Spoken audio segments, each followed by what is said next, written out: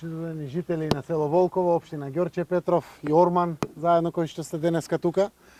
Прво е чувството од Бакингамска палата и Даунстрит 10 директно во Волково.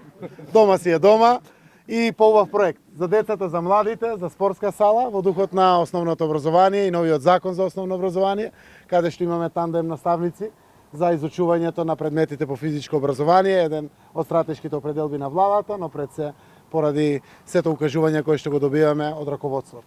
Денеска сме овде да презентираме една од овие спортски сали кои што Министерството за образование и наука со помош и поддршка на локалните самоуправи, во конкретниот случај Ѓорче Петров, е во фаза на мониторинг на изградба на една спортска сала која што овде после 60 години првпат се случува во село Волково.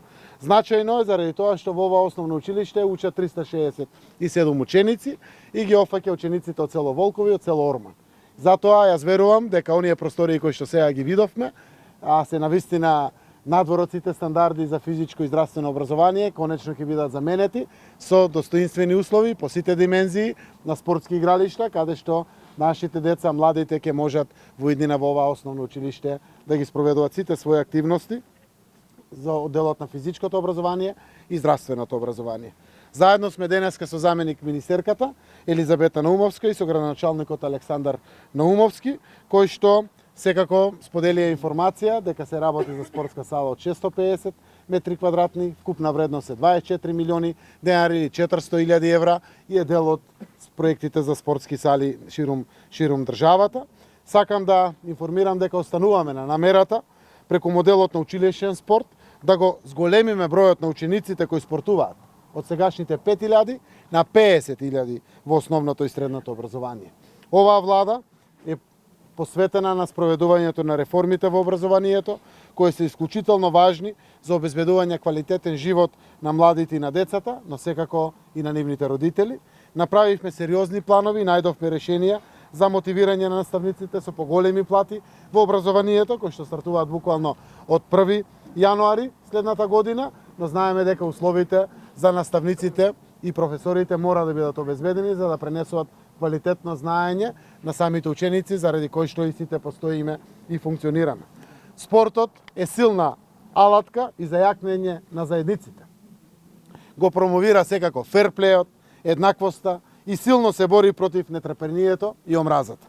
Затоа ги промовираме и поддржуваме политиките со кои ќе се зголеми бројот од граѓаните од сите возрасти, социјални групи и средини, кои секојдневно го применуваат спортот и спортско-рекреативните активности.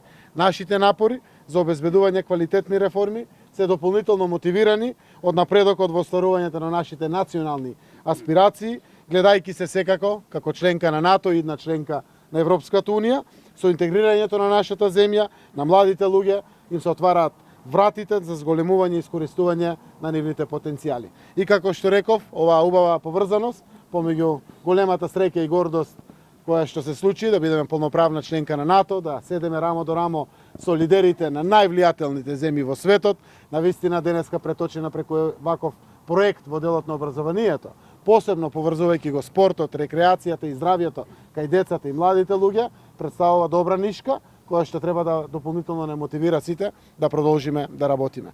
Секако најмногу на дечињата, но и на вработените во основното училиште Јоаким Крчовски. Им посакувам со успех оваа сала да заврши во проектираниот рок, тоа е крајот на оваа учебна година, за да може следната 2020-2021 година со почеток од 1 септември да тргне со новата спортска сала. Благодарам.